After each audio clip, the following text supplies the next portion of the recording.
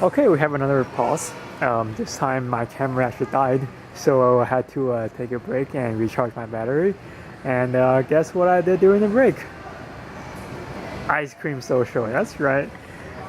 It turns out that they were actually serving Dipping Dots, so it's not every day that you see a Dipping Dot station at a LEGO convention, so I definitely went there, got myself some ice cream, and helped myself 2 seconds. So this is a World War II diorama, obviously. It's got two sides, the Germans and the Russians fighting on the Eastern Front, and set during a winter snowscape scene. And the builder uses white flowers to simulate the texture of the snow, which I thought is pretty effective. So there you have it. Another small World War II scene. Some World War II vignettes. This must be the military area, I'm guessing. And here we have some Air Force planes from the Air Force by Justin Vaughn, the same guy who made the realistic looking spaceship. So, he told me earlier that he actually flies this one, the E3 Sentry. And it's very cool to be piloting one of these, I'm sure, but I don't think I have the guts to handle all the G-forces or all the other stringent requirements that I'm sure he must have went through, but it must be a very exciting thing to do. Hey, Space Shuttle Carrier, also by Mick Chan.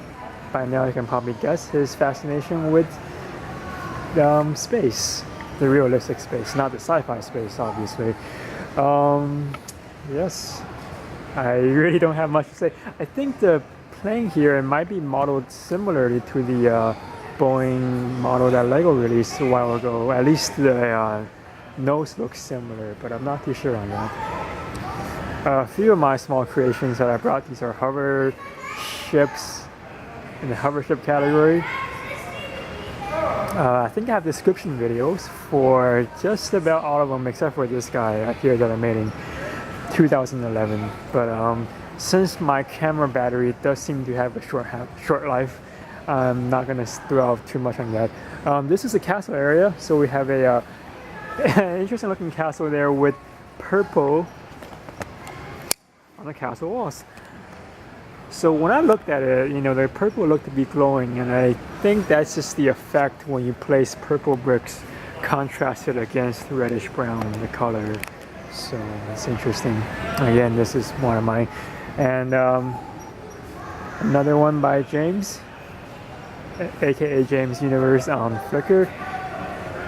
This one's by Tony Sawa. Stonehenge, of course, you all know that. Hobbit Town.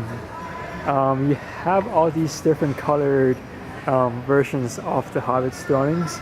You can see that the one right here that I'm pointing to is actually the classic one that LEGO has made. Everything else is a combination of different colored walls and windows and doors. And of course, all the minifigures have short legs. Very colorful diorama there. Okay, more castle here. We have a bridge scene there, and then this small creation down here is very detailed, so I'm going to go ahead and take my camera a bit closer so you can see it. Notice how there is the cobblestone ground made by the 1x2 tiles, and the text, it looks to be water slide decals or printing, but either way, there they are. And this is a cool piece. This is a talent from the Legend of Chima sets. Alright. And this is one of the main highlights of the castle section.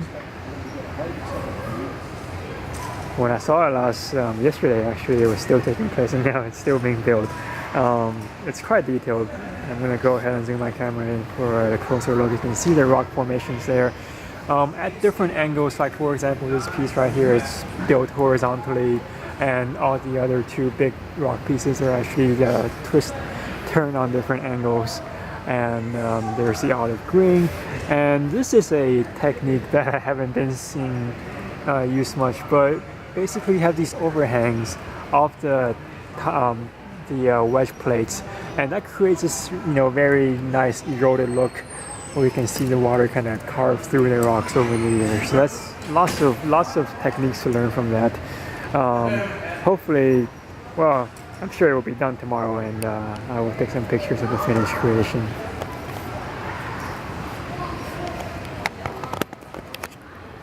All right, a Microscale Castle right there. And another castle, it's turned, has its back against us, doesn't seem pretty camera shy today, but basically it's got a lot of interior rooms, and it's another detailed creation. All right, so just to prove that I'm not lying to you, there is a Dipping Dot station, and let's see if they still have ice cream in here. Ah, yes, they do have ice cream in there. I might come back for theirs. Okay, we got people playing Heroica right here. And a town layout. Check it out, it's Walmart. Complete with parking lot. Always gotta have the parking lot, because crazy stuff happens in the parking lots of Walmarts. Alright. Some buildings. These are, a few of them are official Lego sets. Obviously the church is not the Lego set. So it's the stand out there.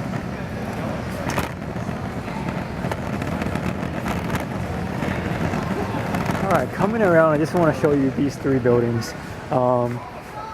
Here obviously it's an expansion of Lego's Fire Brigade, and it's always cool to see what an expansion of a Lego set will look like. So it's obvious, I should not use the word obviously too much.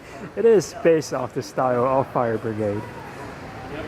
And this is Palace Cinema. No, that's not Palace Cinema. This is one of the sets that was released to commemorate one of the Lego's anniversaries. They have anniversaries of the brick, anniversaries of the minifigures, and every year seems to be like an anniversary for the past few years. But this is, you probably all recognize this. And then there's a Cafe Corners X4.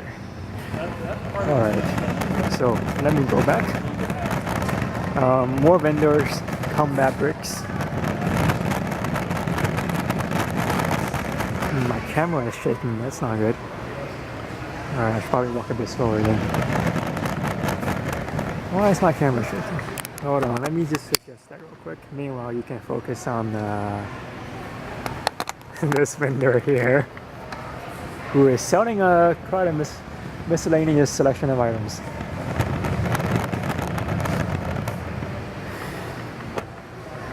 A maze. Let's see if I can solve it.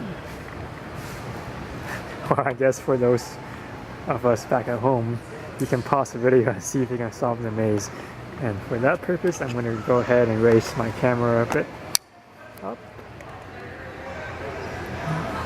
Alright, that should give you enough time for those who are interested in solving a maze.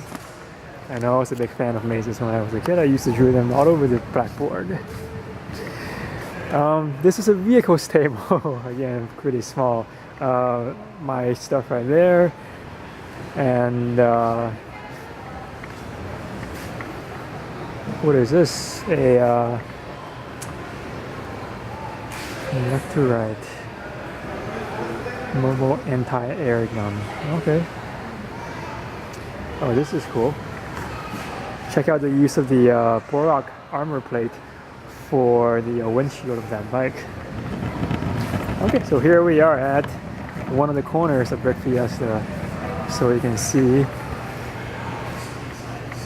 there is the main entrance. We came through that way, we made our way around, now we're back. And there's still a few more stuff left to cover, so including the Mecca section.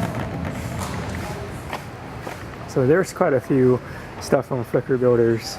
Due to the fact my battery is running low, I'm going to go ahead and skip naming names, but I'll just go ahead and show you some of the creations there. Alright, I can't skip this part without naming names because everything from, I think in this view right here, is by Nathan Jones, one of the co-chairs of Brick Fiesta, one of Dallas' LEGO users, and aka the Grandpappy on Flickr, known for his mechs and some of his sci-fi creations, of course. A few things to highlight. This is a new one, and check out the post on this creation. Basically, it's a mecha that's smashed through a fence to pet a kitty, and then the girl's like, WTF is going on? So these are the mechs, a big Fiesta, and the giant one back there is really cool. He's had it for quite a while now, and it's been at several of the windows. You can find them again. His Flickr username is the Grandpappy. A text lock sign made using windows and doors, and this is a giant display of Christmas in April, I think. Christmas in July. Okay, using some official LEGO sets, and then AT-AT right there with reindeer horns. So there you have it. Okay, so more vendors. They are closed right now. It is 9:30ish, so it's been an hour and a half since the video has started. So must have been a long break for me eating all that ice cream. So this is the entrance. I'm gonna show you real quick and then kind of go back and highlight a few things that I missed. Okay, I'm not sure what this section is. This is a Minecraft creation. Oh, I think it's a mechanical section. So you can see that it is powered by Mindstorms in the back, and unfortunately these creations are turned off at the moment. So I'm not sure what they're supposed to do when they're turned off. However, I have a good guess of what this guy is gonna do.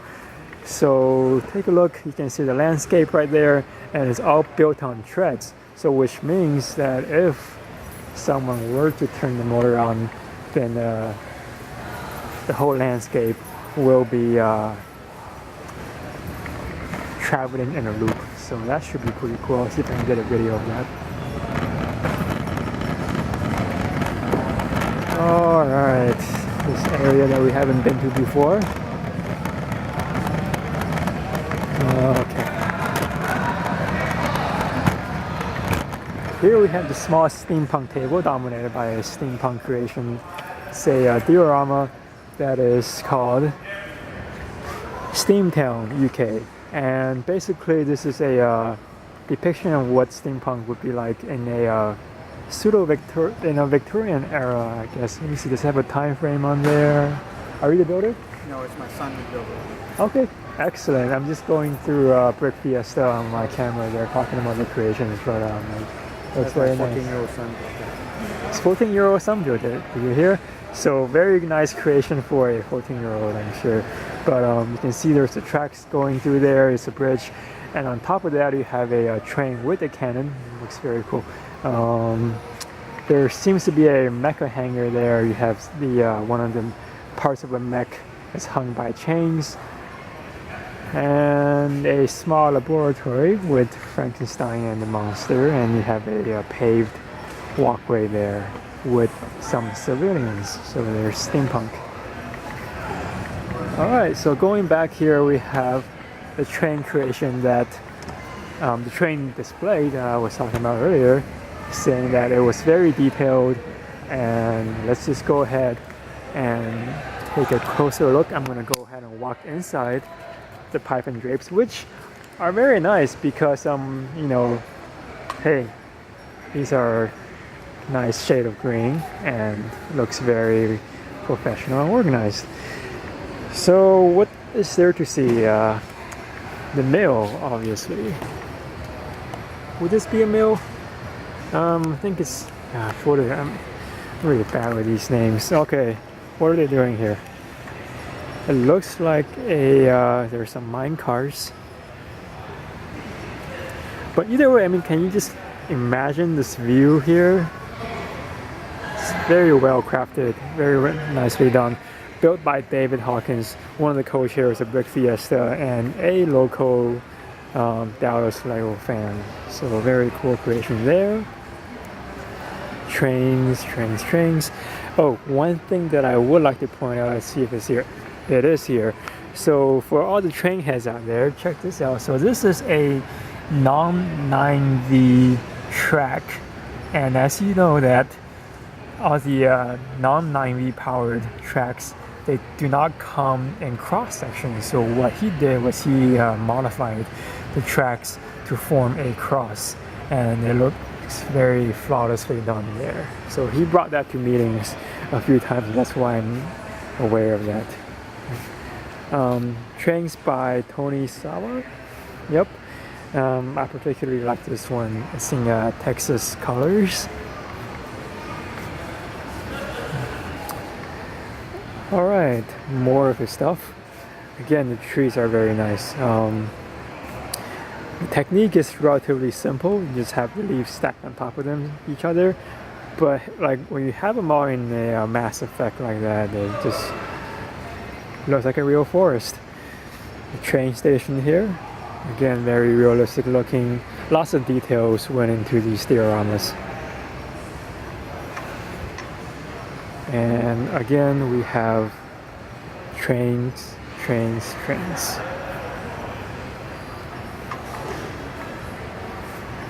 Okay, I think we are